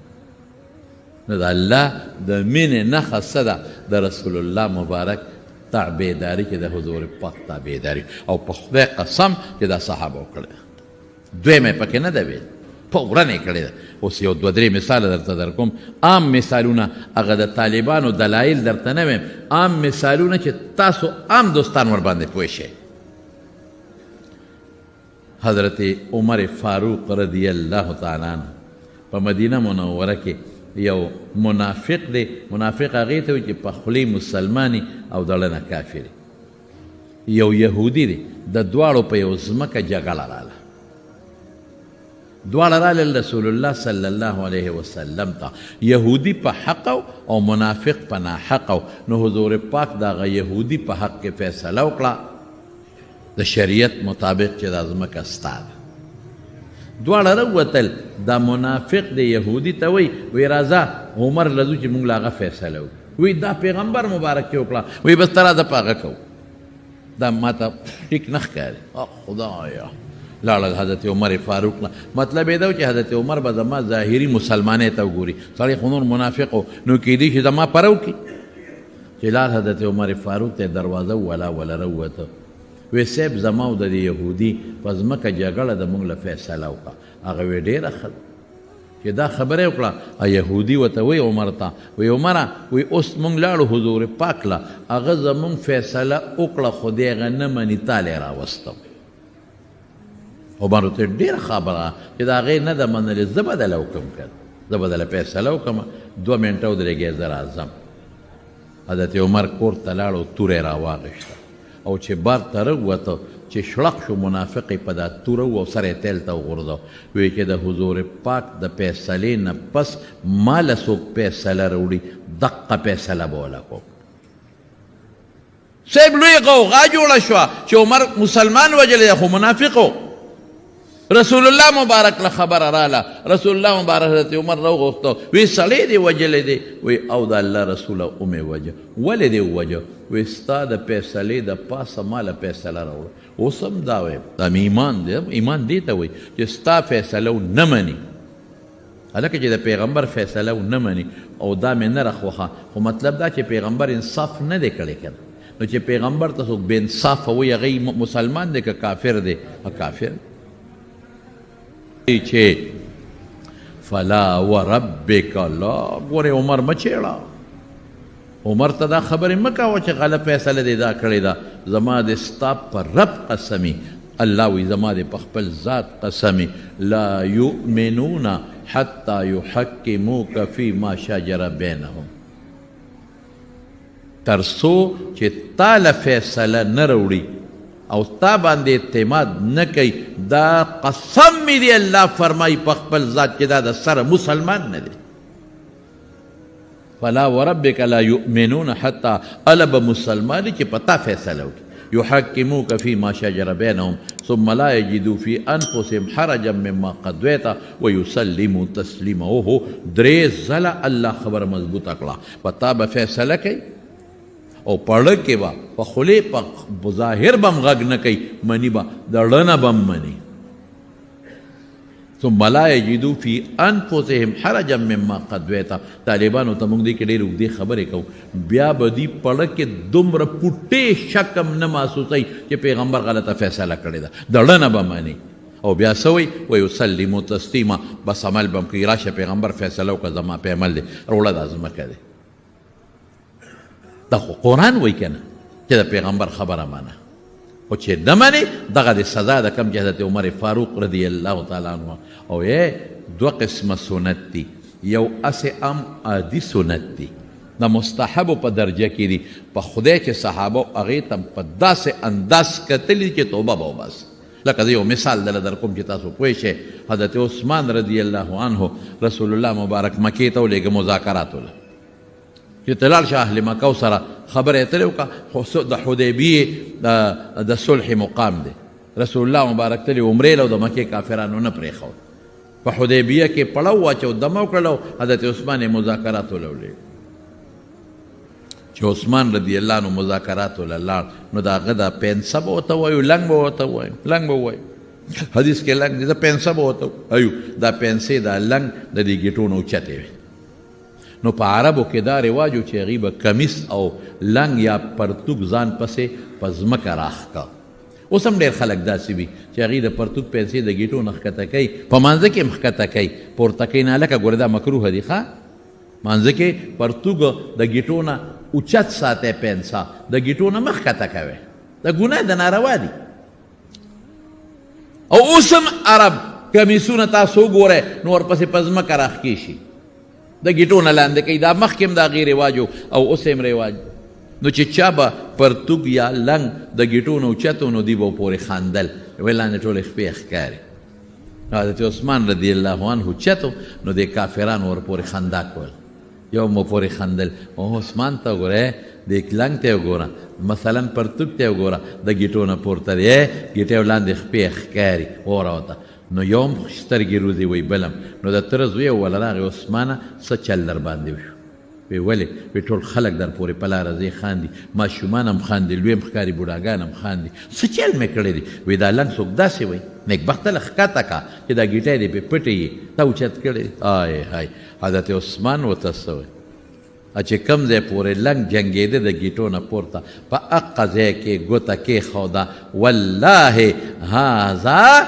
موضع ازار رسول الله صلی الله علیه وسلم په خدای مې د قسمي چې دا کم ځای ته زما د لنګ دا څوکه رسېږي دا د پیغمبر مبارک د لنګ ځای دی بس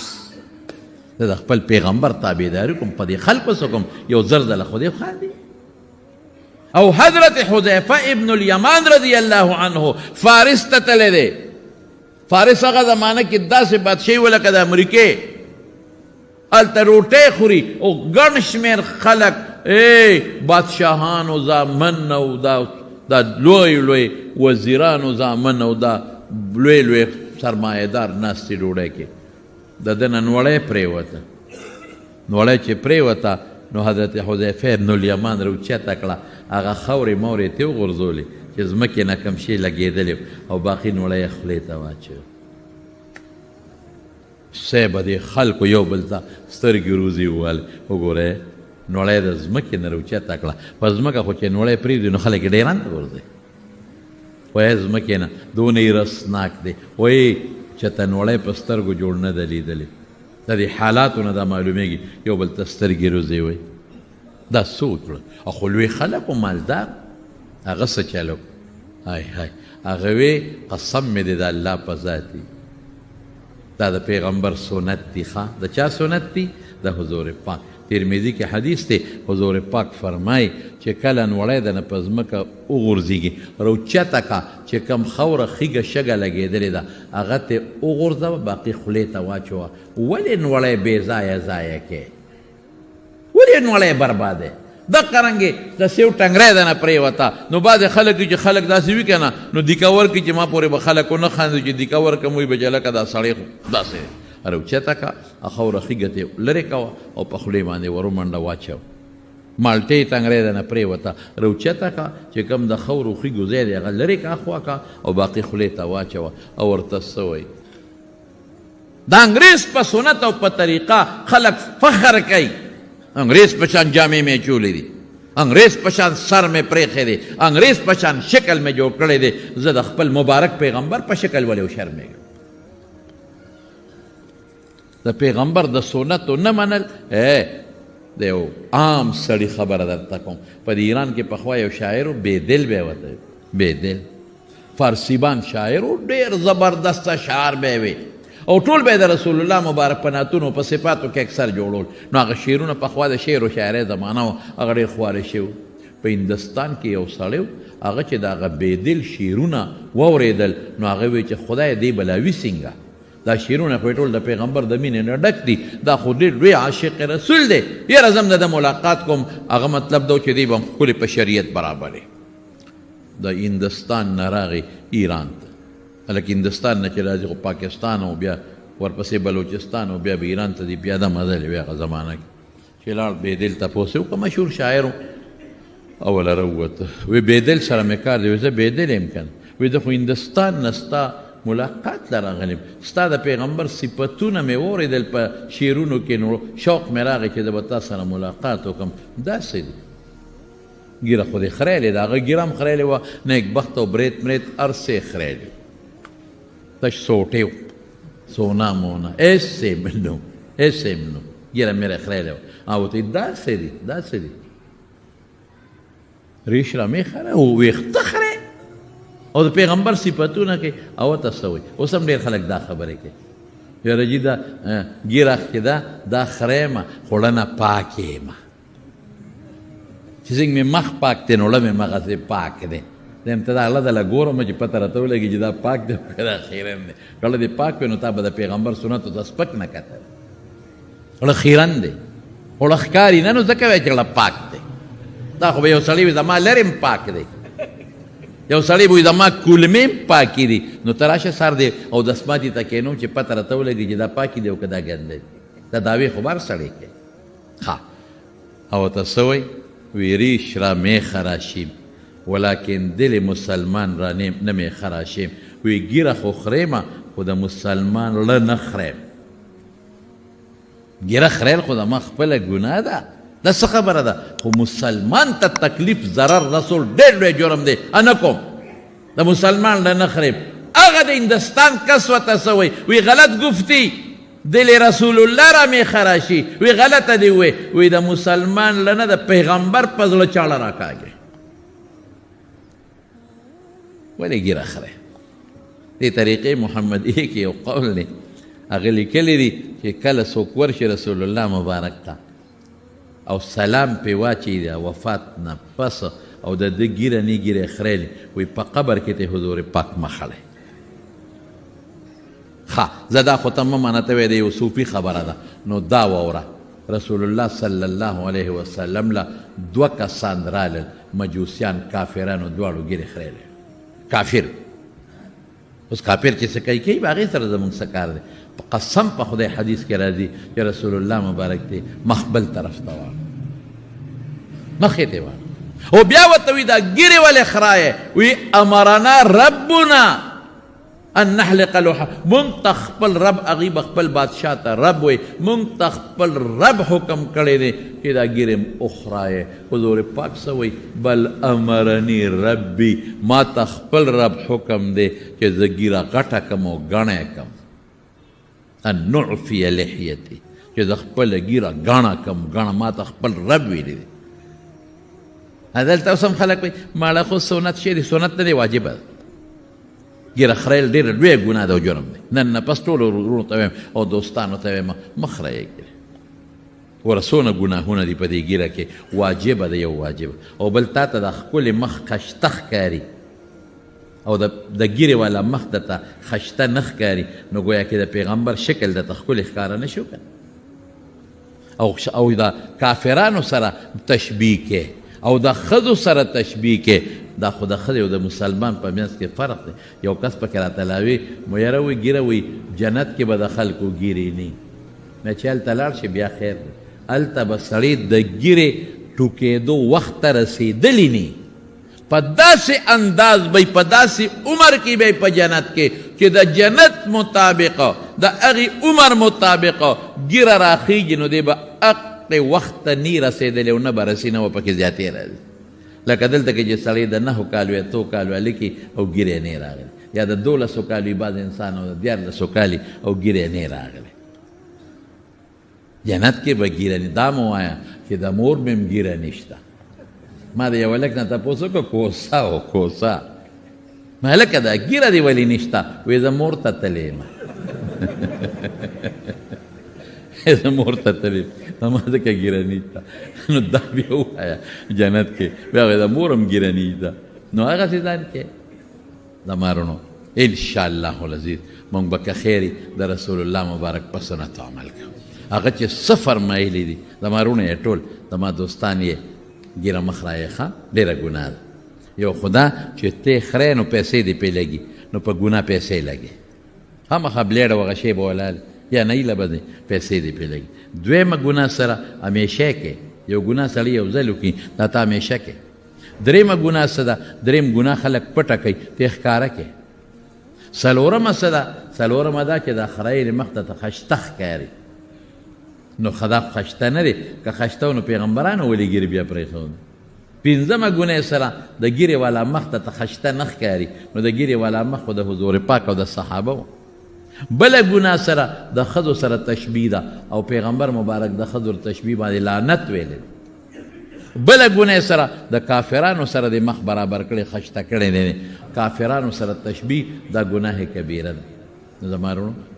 او بل چې ورته لا ګناه نه وی دا خو ډېر لوی جرم دی ډېر لوی جرم نو که خیري انشاءالله العزیز د دې نن نه پس به که خیري ټول واده کوو ښه چې ګیرې به پرېږدی که خیر او یو کس ما ته وی یاره ګیره زه بل چاته یې ما ته یې نه وي خو ما ته راورسېد وی بیا به څوک ښځه نه راکوي که خیر انشاءالله ګیره نو صحابو ته چې به حضور پاک څو فرمایل په خدای که دویمه پکې و د تبوک غزا له نبي علیه السلام ځي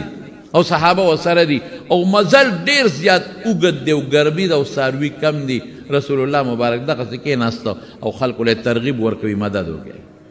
ګوره دې ته ګورس صحابه فورا ځي حضرت عثمان رضی الله عنه لاړ په زرګونو روپۍ راوړي اشرفې اوښان او اسونه او سامان یې راوړو وایي دا د الله په نوم وقف حضرت عمر فاروق رضی الله عنه فرمای وی په دغه ورځو کې ما سره پیسې لګې وی ما وی چې نن به د ابوبکر نه نمبر وړو ان سبقته ما ته چې ته مخکې سبقت نه دی کړی مخکې شوی ته نیم نن به ته مخکې کېږم دواړه دوستان وی ما غوټ چې کور ته لاړم هر څه مې نیم کړل راو مېړل حضور پاک ته مې کېښودل ناست یم ګورو چې ابوبکر به څونه راوړي هغه سره شی کم دی وی ابوبکر لږ غوندې ما لوړو کېښود چې الله رسوله دا وال حضور پاک خو ډېر هوښیار و پوه شو وی ما ته وی عمره څونه مال دی راوړو مې د الله رسوله غوټ مې نیم کو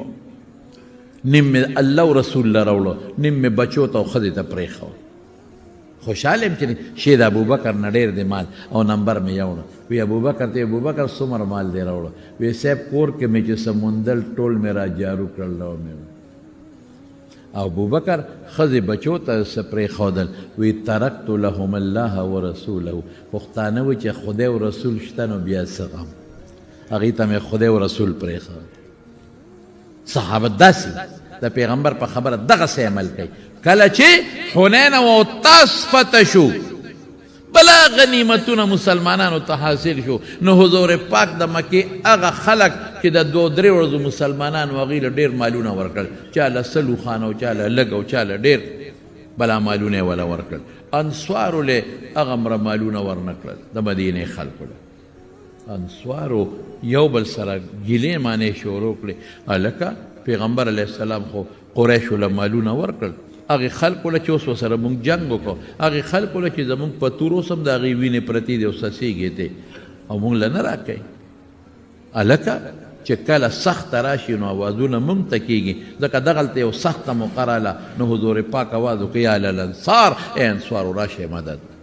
چې سخت نو مونږ ته اوازونه کېږي مال نورو ته میلاویږي د هلکانو دا خبرې وکړې فورا حضور پاک ته اطلاع ورسېده وارث چې اطلاع ورسېده انصار یې ټول په یو تمبو کې را جمع کړل وی بل څوک بني ښه صرف انصار بی ښه چې را جمع کړل انصار په هغه تمبو کې نو تپوس یې ته وکړه نور خو د سره څوک نشته که نه ټول انصار یې پردي خو نشته وی یو راکې شته وی هغه څوک دی وی یو خورایې مو پکې راکېدی دا حضور پاک د دې خورایې کېده ځکه د نیکه مور یې د دوی د قوم نه وه نو حضور پاک وخندل وی ان ابن اخت القوم منهم وی خوراییم په قوم کې حسابي پروا نشته نو حضور پاک فرمایي هغوی ته وی څه خبرې مې اورېدلې دي چې کوم مشرانو هغوی وی صاحب مشرانو څه نه دي ویلي او د هلکانو ویلي دي درو خو به هغوی نه څه ویلي دي وی دی وی چې سخته راشي نو اوازونه موږ ته کېږي مالونه نورو له ورکوي او دیم ویلی دی چې ټول عمر جنگونه مونږ کړي دي اوس هم زمونږ د تورو نه د دې کافرانو وینې ساسي اوس هم لمدې دي ورسره نږدې جنګ کړی دی نو مونږ له مال نه راکوي هغوی له سلسلو خان ډېر شی دی یو کس ته ورکړه حضور پاک ورته څه فرمایي یاره عجیبه پیغمبر په خدای قسم هوښیارتوب دومره چې د حد نه وتی الله والا پویه ورکړی هوښیارتوب رسول الله مبارک ورته فرمایي 2 خبرې ورته کوي وی دوی له مې مالونه ځکه ورکړل چې دا کچه مسلمانان دي هلکې له اسلام پوره نه دی ننوتی نو دا مال ورکومه چې د دې په وجه یو پوټې اسلام سره مینه پیدا شي او خوشحاله شي مطلب دا چې اوس زه مدینې ته واپس ځم دوی په مکه کې بیا بغاوتونه کړي زه به بیا د مدینې نه راځم ورپسې جګړې له د دوی د زړه مینه پیدا کوم ځکه مال مې ورکړي دا خو یوه خبره شي دویم ورته څه وایي های های وی ستاسو مال خوښ دی که پیغمبر هم خوښ دی وی خلک به کور ته اوښان بوځي او ګډه چیلی به بوځي او تاسو به ځان سره محمد مصطفی بوځئ صلی الله علیه وسلم د الله رسول به بوځئ وایي مال دولت اوښان ګډه چیلی بوځي هم خوښ دي که رسول الله مو خوښ دی هغې وي زموږ رسول الله خوښ دی مال ګډه چیلی هم نه دي پکار یو خبر او بس منل صحابو کې بیا دویمه نشته څه چې پیغمبر وی بس فورا عمل کوي هغې ته پته ده چې د پیغمبر خبره ده الله خبره ده قرآن شریف کې الله فرمایي لقد رضي الله عن المؤمنین اذ یبایعونک تحت الشجره چې تا له چا لاس راکړه د حدیبیې پر ورځ او تا سره چا بیعت وکړه عزت خوشحاله د الله خوشحالي جنت دی دا جنتیان دي د پیغمبر دا بیعت دی او څه انما قرآن شریف کې الله بل ځای کې فرمایي ان الذين يبايعونك انما يبايعون الله چې تا له چا لاس درکړه داسې ده چې الله له لاس ورکړي څلورنیمو ماسونه لا تتمه مثقاله څلورنیمو ماسونه به نه زیاتې د هغې نه کم به جوړی سړو دپاره د سرو زرو استعمال ممنوع دی ولې لکه اوس هم بعضې سړي لکه د ښځو په شانتې د لاکټو هغه زنځیر اچوي او په دې غاړه یې چولي او بلکې بعضې مې لیدلي چې لاس ته بنګړې اچوي واه واه هلکه دا د ښځو خاصیت دی سره زر مکمل ممنوع دي د سړو دپاره مونږ له به خدای په جنت کې راکړي انشاءالله سره زر او ریخم دا د ښځو دپاره دي حضرت عمر فاروق رضی الله عنه راغی او حجر اسود ته مخامخ ودرېد ورته څه وایي ای حجر اسوده زه دې ښه پېژنم ما ته ښه پته ده چې ته یو کاڼی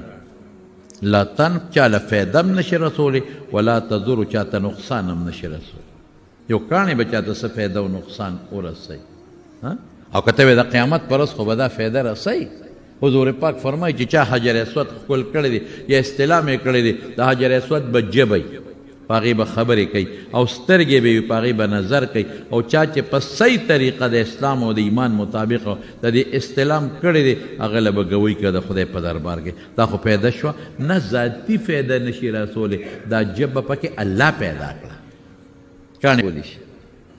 نو ته چاته نفع ضرر بالذات ذاتی نشي رسولی الله وی زما د قسم د الله په ذاتي که ما پیغمبر نه وي لیدلی چې ته ښکل کړې نو ما به ته نه وې ښکل کړې دا زه چې تا ښکلوم ولې دې ښکلومه زما پیغمبر ته ښکل کړې بس ته پیغمبر تابعداري شوه ته خو ویله که په قرآن شریف کې حجر اسود ښکلول نشته نو حجر اسود به نه ښکله اوس به څه کوې ورسره په قرآن شریف کې خو د طواف طریقه هم نشته صرف ولیطوفوا بالبیت العتیق راغلی چې د بیت الله نه چکر ووهې نو به یو چکر ووه که نه طواف شو یو ځل ما ته یو ملګری ووی یو ځای کې دیره دا ډېره زړې زمانې خبره یو سړي وي زه خو د ورځې اویا طوافونه کوم زه اول وي زه خو اتیا کوم او وي زه خو د ورځې نوې ته سل طوافونه کوم و د کاکاس خدا دا ته سل څنګه او یا څنګه اتیا څنګه مونږ خو دوه درې نه شو کولی دومره طوافونه څنګه کې یاره شک مې راغی مې دلته راشه مې طواف څه ته وایي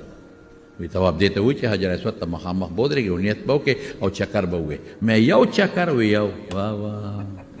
یو چکر طواف مې څونه دي کړي دي شمېر دي شمېرلي دي مې دا ټولو قضا به کې در باندې واجب دي اوس تکړه شه دا دروازه چې ته به سل مې نیتونه کړي دي او یا مې کړي دي ټول در باندې لازم دي اوس به کې اووه چکره به یو طواف دی ورپسې دوه رکعته مونځ دی دې ته طواف ویل کېږي ولې نیت دې وکړه فاسد دې کړه نیت دې وکړه بیا دې هغه پرېښود او بل دې نیت وکړه نیت دې وکړه او دې فاسد کړه بل دې شروع کړه ټول در باندې واجب دي اوس پې کې پړینګ په جړا شوې دا به زما پلار وکړي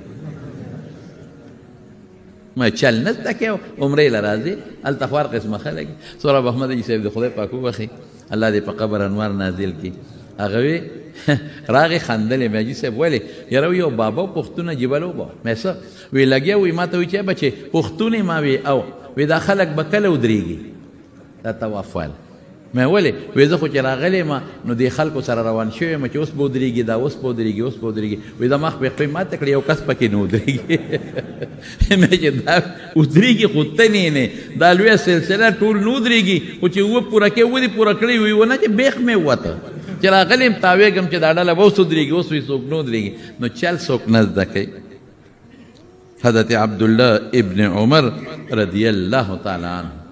چې په پلاره ته مکې شریفې ته نو چې کم دی به حضور پاک دمه کړې وه هلته به یې دمه کوله حالانکې دا په شریعت کې څه فرض واجبه نه ده چې کم ځای به حضور پاک منځ کو هغه ځای له به یې ځان رسو هلته به یې منځ کو وي زما محبوب دلته منځ کړی دی بیت الله ته چې حضور پاک ننوته دی نو رستو خبر شو چې ورغې داسې وخت کې ورغې چې رسول الله مبارک بار راووته ورننوت حضرت بلال ته وی این صلی رسول الله صلی الله علیه وسلم حضور پاک منځ کب ځای کړی وی د فلانکي ځای کې ورغې په هغه ځای دوه رکعت وکړه حالانکې بیت الله کې چې په هر ګوټ کې کول نو کولی شي اوس حضور پاک حدیث ته بل ویما نبی کریم صلی الله علیه وسلم فرمای وی زما نه پس به داسې خلک راشي چې یو بل سره به اختلافات شروع یو به یو سوی بل به بل سوی یو به یو سوی بل به بل سوی ګوره لکه اوس هم بعضې خلک وایي دا هغه مولا ومنم او کردو منم دا مړه اسې دا ځان خلاصوي دا چې کوم دی جومات امام دی ټول عمر یې ته په منبر تقریرونه دو منه کړه وایي زما نه پس به اختلاف راشي په څه به ختمېږي وایي زما د سنتو تابعداري شروع کړي او زما د خلفای راشدینو هغوی د سنتو تابعداري وکړي او په دې غاښونو پې چک کلک ونیسئ د دې نه ځان مه لر کوئ د سنتو تابعداري کوئ بدعت ګمراهي د سنت په مقابله کې من احدث فی امرنا هذا ما لیس منه فهو رد چې زما قرآن او سنت کې په دین کې یو کار نه او تا د ثواب په نیت وکړه نو دا ګمراهي ده مردود دی کل بدعة ضلاله او کل ضلالة فی النار بدعت ګمراهي ده او ګمراهۍ والا به ورته دی بدعت څه ته وایي د سنتو مقابل بس د پیغمبر د سنتو اتباع تابعداري به کوې اوس پر یو مثال درکړم بعضې خلک وایي مړه دا زیاتي شی دی هسې تاسو نه یو تپوس کوم تا چې کوټه جوړه کړه او صرف د خښتو کوټه دې جوړه کړه نه دې پلستر ورکړی دی نه دې وله رنګ ورکړی دی نه دې لاندې پرش ورکړی دی نه دې بره سیلینګ کړی دی بره پلستر نه دې ورکړی او صرف د خښتو کوټه دې ورکړه د فردو دغه مثال او چې بیا دې کوټې له دې پلستر ورکړه او دې له دې بیا لاندې فرش ورکړه او بره دې پلستر ورکړه او سیلینګ دې پکې وکړه خشته فټینګ دې پکې وکړه دا مکمله شوه په دې فرض په سنتو مکمل کېږي دا سنت شو نو چې څوک در باندې کور خرڅوي نو دغه کور دې خوښ دی دغه دې خوښ دی چې دا صرف دیوالونه یو نه پلستري او نه لاندې چتي دا فرشي او نه رنګ روغني او نه پکې د بجلۍ تارونه فټینګ او نه بره سیلینګي خلک څه وایي مړه دا خو نیمګړی کور دا خو په دې نه عالم وروره په دې خو زما 10 لک روپۍ نورې لګي چې دا خشته کومه ما له به اوس کم راکې نالم په دې پیسو دا نیمګړی دی هغې ته نیمګړی وي او چې پرشي مشي خشته رنګ روغن او پلستري مشي دا کور په دا اوس خشته دی مزېدار دی مکمل دی نو فرض دا سنت داسې دي لکه چې پلستر ولا ورکې دا به میخې ته اچوم غوا ته به اچومنو نه په خپله خوړی شو او میلمه ته هم نشو کېښودی دا دې څنګه دوست دی یو لکۍ نشته نور شي پوره دی دا دې څه دوست دی بل یو کس څه چل کړی دی هغه 1 کیلو مټۍ راغښتې ده او هغې په شکرۍ کې اچولی دی او د پاسه یې پې ښه مزېدار پلاسټک یې ښودی د پلاسټک د پاسه یې پې ګلونه مې ښودي هغه یې یوړل دا مټۍ مې راوړه ولې ستا د زوی واده چې کور ته یوسي ښځه ورته راشه دې ته هوښیار وایي یو دانه جدا جدا پرته ده د اوس میلمه ته مې ښودی شو که چاله مونږ ګفټ وړو نو هغه هم پې خوشحالېږي ګوره هغه 4 کیلو وه او دا 1 کیلو ده دا ګفټ دی ګفټ هغې نه څه جوړ کړي دي بوتا وه پاک فرمایلي چې سنت کور کوئ کور نه مقبرې مه جوړوئ لیکن زمونږ خلک یې کور نه کوي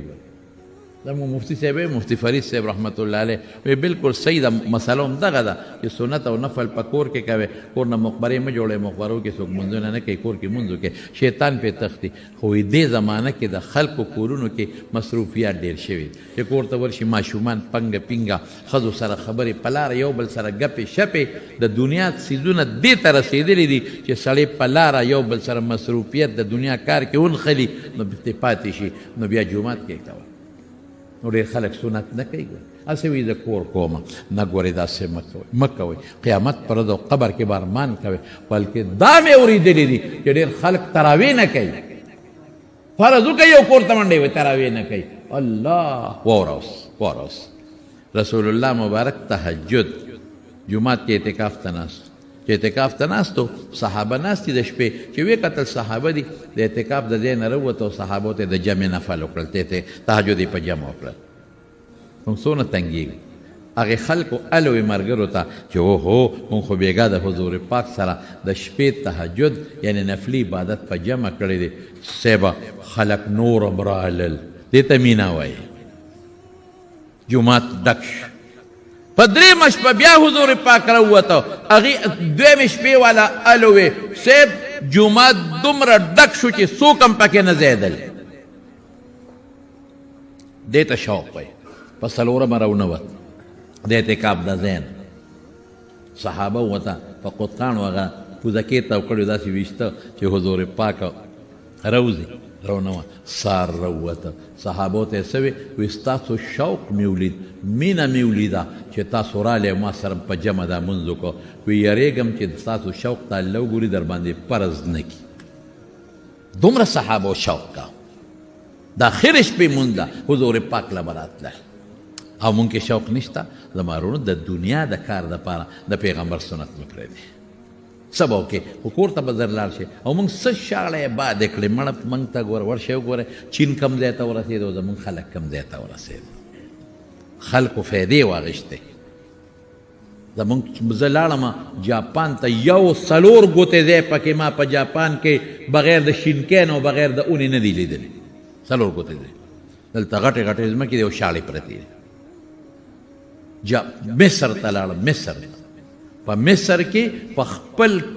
ځمکه کې کور نشي جوړولی، سرکاري بند دي. خپله ځمکه کې چې کور جوړی نو د حکومت ته اجازت به غواړي.